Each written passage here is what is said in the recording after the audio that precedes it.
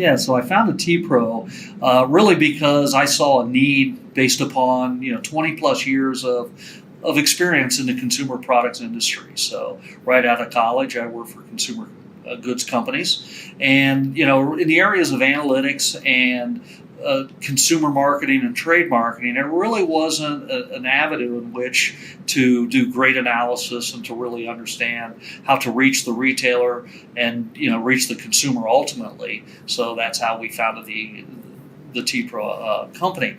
Beyond that, prior to this, we were in an adjacent complementary company that we brought to a point of exit, and during that we had a lot of the same type of customers that T-Pro was interested in, and again we found that there was a need that we needed to address in the T-Pro application.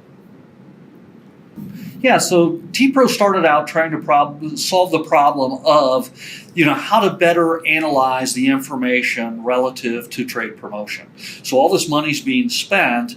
So what did we do in order to do that? So, bringing all the data together is one element of doing this, and you have disparate data, whether it's internal and external. That's one of the big problems. The other problem was it's very time-consuming, very manual, error-prone, and then the third was it's not really repeatable. It's something that they can't do over and over again.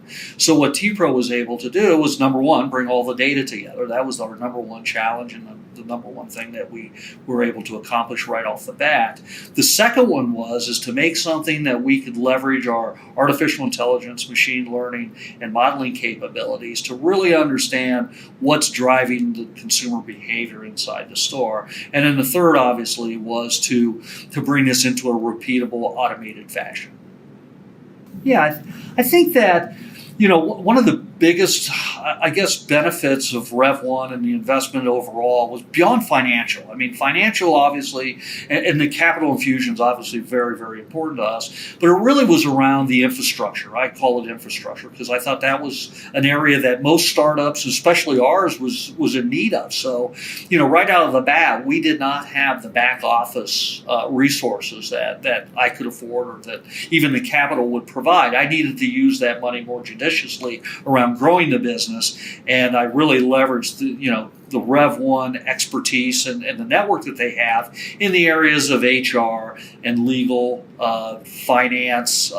Mentorship was a big piece that I was able to glean and to take advantage of out of Rev1, as well as talent acquisition. So those are areas that were afforded to me by the relationship that I have with Rev1.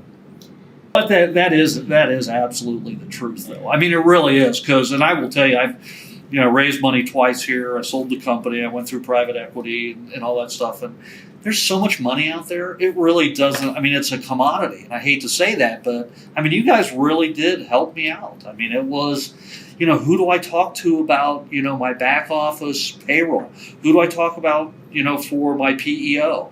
Who's going to do all of these types of things that I really don't want to do, and I'm not afforded that from a corporate standpoint. So, who's going to take care of that for me? And that was a big part of this relationship. So, yeah, angel investors helped us succeed, and me personally as well, really from their real life experiences. So they were coming in here with the optics of how can I help one of our partners. So they really partnered with us. So it's not that that passive investment. It really is a partnership. The other one is really I asked for and I received very important feedback, direction, and really some good guidance from the angel investors. I think that was extremely important. But overall, the partnership that I felt and the backing, if you will, that I felt very comfortable that I had a partner in this that was helping us and myself succeed.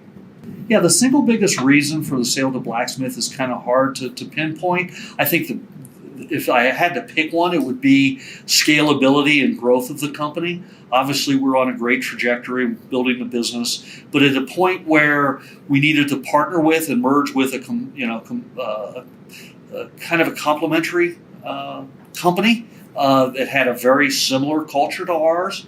But at the end of the day, it was that growth and that scalability that I felt was necessary.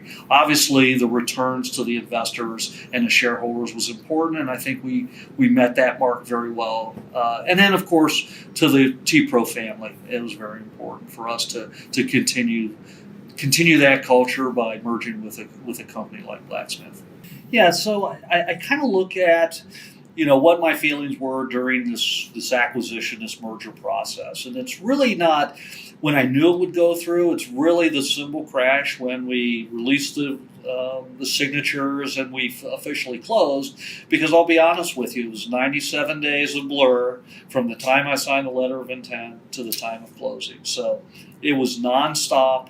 It was deal mode. I mean, it was going through the exit, going through all of the legal, but also the business side of it, during that period of time. So it literally was, I was just so laser focused on the close and getting this done and making sure that, that everything was taken care of during that time, that I didn't really feel anything until that morning. And I was actually sitting in the parking lot of one of our prospective new clients on a conference call with both legal teams, both business sides, the private equity group when I, released the signatures, and that was the close.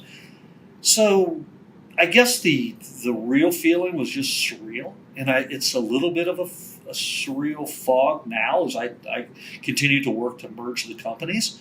But it was an incredible feeling. It really was. I really am proud of what we did.